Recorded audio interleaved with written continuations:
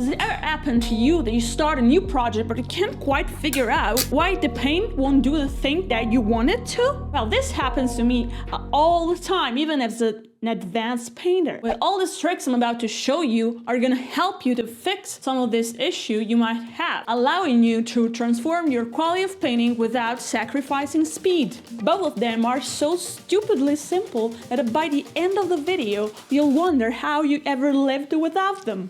Starting with the first one, I can't believe I was stupid enough to not notice it sooner. Actually, I can't believe that because I'm kind of stupid. Now I'm gonna show you the before and after this trick, and let's see if you can spot it before I reveal it. I bet you can because you're way smarter than me. I'll start my two models sticking with my version of the classical Leviathan scheme. I suggest for this you use a light primer and not doing like me and using a black primer for I don't know what kind of reason. I'll start by painting the carapace of these minis, mixing Leviathan purple and Black Templar conscious paint, plus a secret ingredient to increment the powerfulness of the color. We'll get to that later. Here, the main technique I'll be using is thinning down the contrast paints so I can use them as washes. Contrast paints are really powerful and full of color, and this allows us to use them in a wide range of different consistency. Thin them down as much as we want to, and also using them straight out of the pot.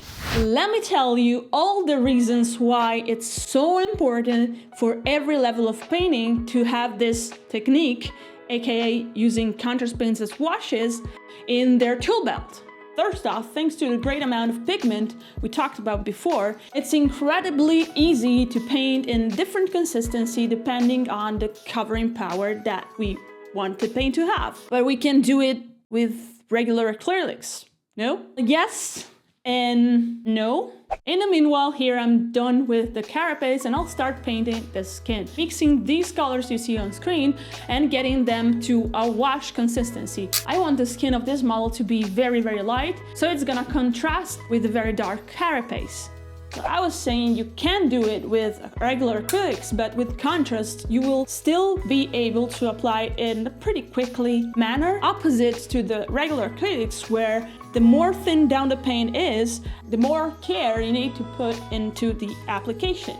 You can use it like a glaze and slightly tint the surface like I'm doing here on the skin of this Tyranid. And here is where I discovered that trick I mentioned in the beginning. Also, the shade range from GW is pretty limited, when for contrast paints they have a much wider range full of different shades. Shades like in tones, not in shades, the washes, that's confusing, sorry. But also, if you're cheap like me, it's kind of easy to mix the colors you're missing using different contrast paint you already have. Or like in this case, mixing them with some acrylic ink, which is the secret ingredient I mentioned before, to get the color brighter. Here, for instance, I'm using Liquitex Violet ink. Awesome. Here, both miniatures finished. Can you see the problem yet? In the right one, the paint started cracking a bit when it dried. It was a horrible and unwanted effect. I was panicked and I didn't really know what to do. And that happens to all of us, right? I'm not the only one, right?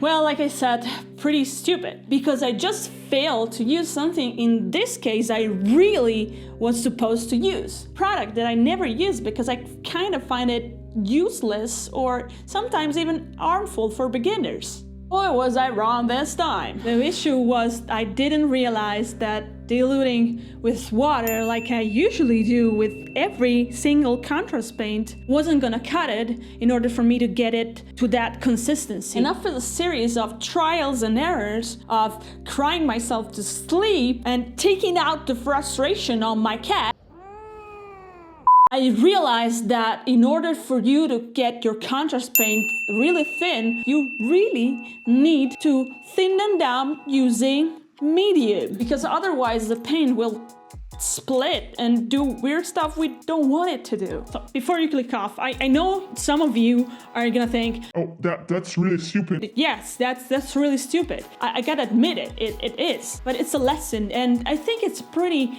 useful, even if you already knew about this trick, because I really stand by the fact that you don't need to use medium to thin all your paints or contrast paints for every dilution, you know? You might be a beginner and using concealer, which is gonna cost you real penny, when you could just use water. Unless, of course, you want to thin them down a lot. I didn't think about that because I always dilute everything with water, and I hadn't had any problems with it in 13 years of painting miniatures. This goes to show that every level of painter runs into problems, and most of the time the solution is pretty simple. Having said that, there's an additional problem that both these figures still have, and this thing really transforms your painting from to oh. This is a very common issue, especially at the beginning. An issue that I personally struggled with a lot for a lot of time. It took me way too long to figure this shit out. This is something that turned to zero the countless hours of work and effort we put in our paint jobs. Whether it's painting a single miniature or more likely just painting your whole army. The thing is that this thing, it makes the surface of the miniature reflect light, which we don't want.